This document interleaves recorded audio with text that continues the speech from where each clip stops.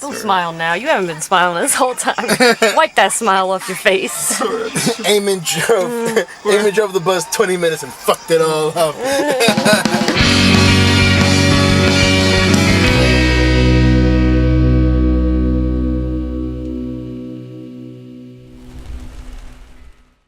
I looked under the bus and it was just raining. So I started like furiously calling places like, can you deal with our bus or what? And they'd be like, the what? An E350 what?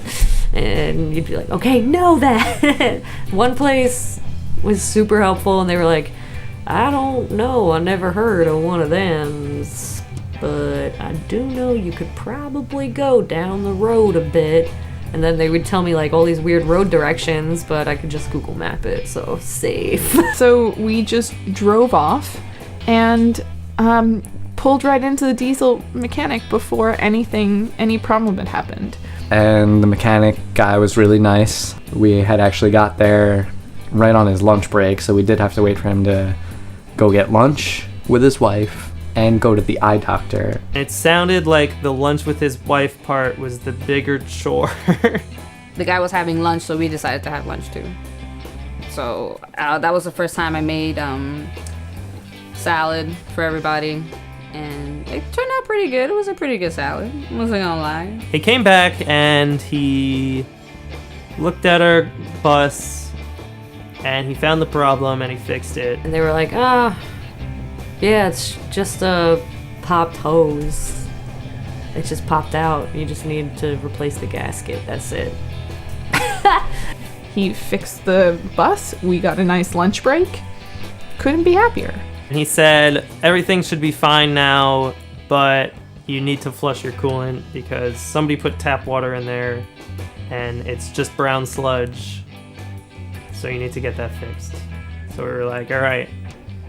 We will keep that in mind and not fix it for a while.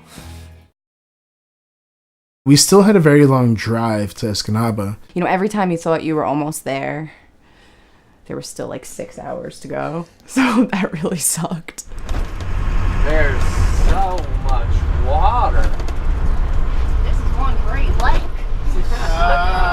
Finally got there and met up with Mustard Tigers. A bunch of years ago, a guy named Montana liked Mosey Jones on Facebook and then proceeded to buy like 10 pins on our Bandcamp.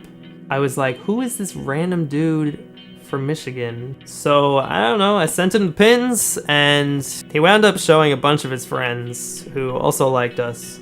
And so we had this like little group of fans in Michigan. They were the ones who hooked us up with that gig. So that was super cool, right? Like some people you just don't think you're ever going to see in real life. We tried pasties, which is an Upper Michigan thing. Why are you eating this? It is the national dish of Michigan. That's what we heard. That's what we heard. We also heard that conies were the national dish.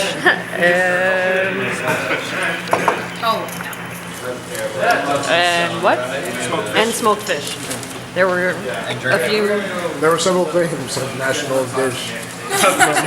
Does it live up to its... It's good. It was best inspired. Right before the show, there was like an hour or two that we had that we just decided, yo, let's go to the beach. So we thought, yeah, this should be absolutely fine. We can go, run, take a dip, come back. And it was fine, but that was literally it.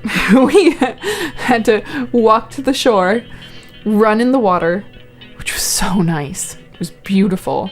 And then run out and run back to the show in order to get them to play it.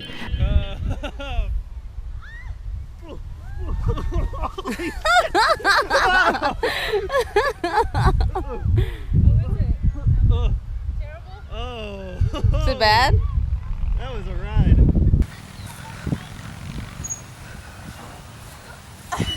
This seems painful to the crotch area. It's not bad.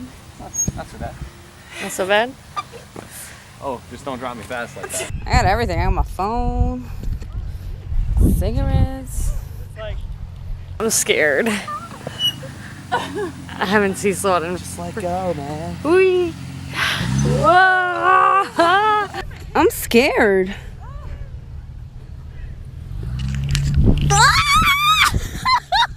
Oh my god! No! Oh god! I have to back up. Do it again. So dizzy. Amen. We don't want to catch him. Amen. Do it again. Do it again.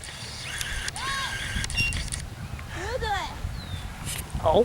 Oh man, that shit was crazy. So we got back to the bar and we played the show. We played with the Mustard Tigers and Sophomore Slump. Definitely the Mustard Tigers were amazing. My god, that bassist, I love her so much. I can't even explain why, but they have a great stage presence.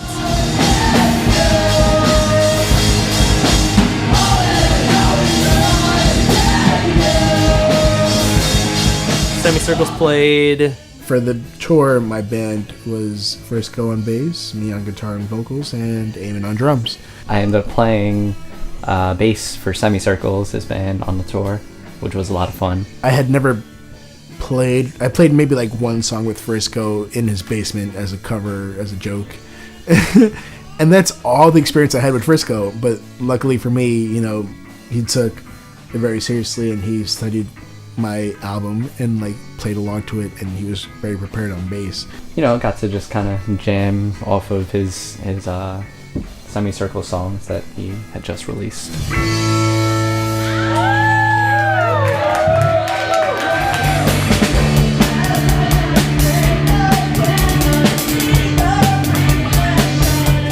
For this part of the tour, we were recruiting Debbie as the bassist for Mosey Jones because Peter couldn't come. Now, I've been thinking about that a lot lately, and I feel really, really bad because that was the day I really sucked. She did a great job. She was really good. She was hardworking. She did her best to learn the songs by ear, basically. I just feel like Debbie just knew everything right off the bat. And like she did have like sheet music everywhere, but it was just kind of like she didn't make it super apparent she was looking at it either, you know? Oh, one more thing about that. The bar had free popcorn, which was so cool. That's nice. Free popcorn at a bar is awesome.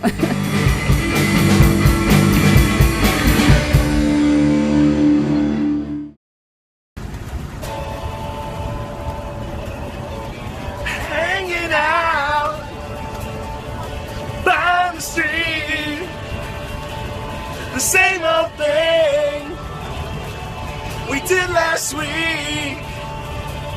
Not a thing to do but talk to you. We're all alright. We're all alright. Hello, Wisconsin. Chicago was not as fun as I was expecting it to be, because I had been there the year before and had a great time. So I was like, oh cool, I'm gonna go to Chicago again, but it was like crappy weather. It was like pouring rain the whole time we were there. We were able to exactly drive through downtown. And that was just about it. We also tried deep dish pizza for the first time. And you know, when you think New York, you think New York slice. So we decided to try deep dish. Chicago deep dish pizza was, in my opinion, gross. I can see how deep dish can be good. This just was not it. We ended up meeting the band that was playing with us, Lever. I'm not sure if it was their bassist or their guitarist that got there first, and we played pool with him. Caitlin and him were talking more than me and Debbie were and everything like that. But he was a cool dude. It turned out that two of the bands either weren't told about the show when they were booked for it, or they just didn't want to come. It was a lot of miscommunication between the people who were setting up the show. My aunt and my sister just happened to be in town. It was a kick to the gut. It was embarrassing to like, hey, I'm going away, and then my sister and my aunt see this. This is what I'm doing. The guys from Lever stuck around, which was cool. They were cool guys. I think for the show being what it was, they were the standout. This was kind of worthwhile to hang out with them type of deal. We got to the campground, and the campground itself was locked, and there was this big gate. And everybody's like, what do we do? What do we do? So we decided to do what any good people do in a horror movie and split up. Both of the Caitlins, Poppy, and myself decided to walk about a mile in the darkness to where the ranger guy at the cabin was. And it was just this like deserted road, so there were all trees around, and I was so scared, and we just kept screaming, bears! To scare the bear, FYI. We get there finally, and he's like, Good thing you caught me. I was just about to go for a hike. And it was like 2 a.m. But in any case, like, he was like, all right, well, let's go down and get your friends and unlock the thing. And then he's like, wait, but what are those lights? And I was like, what lights? All of a sudden, there's the bus. I was like, what?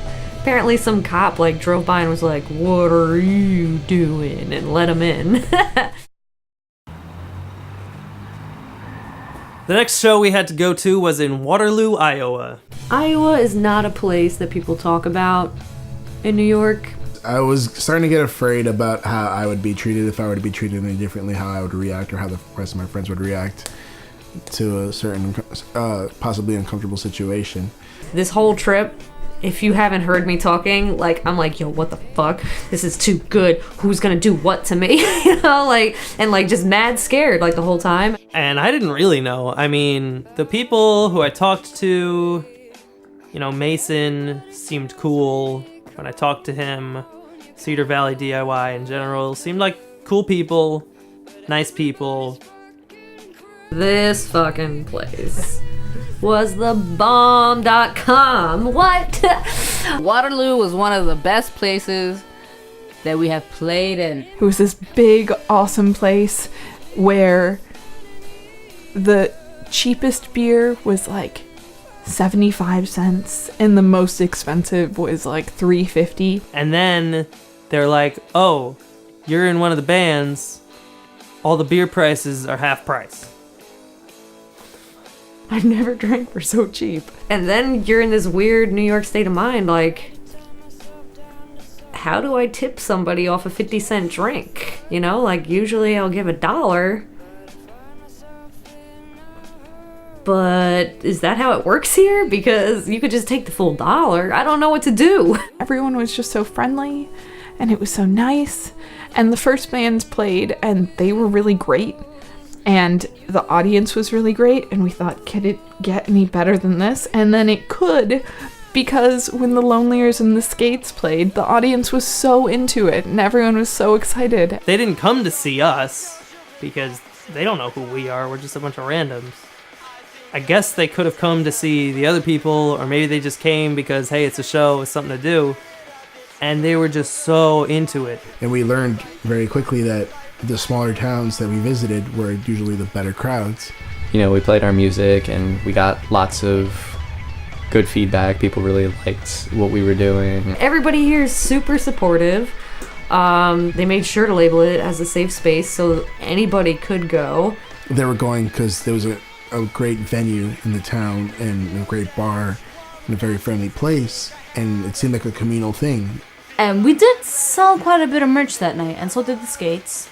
So, to think that there's people out there who would actually buy your stuff and, small town really enjoying you and wishing you'll come back. Like, why wouldn't we go back? They were great. It was awesome.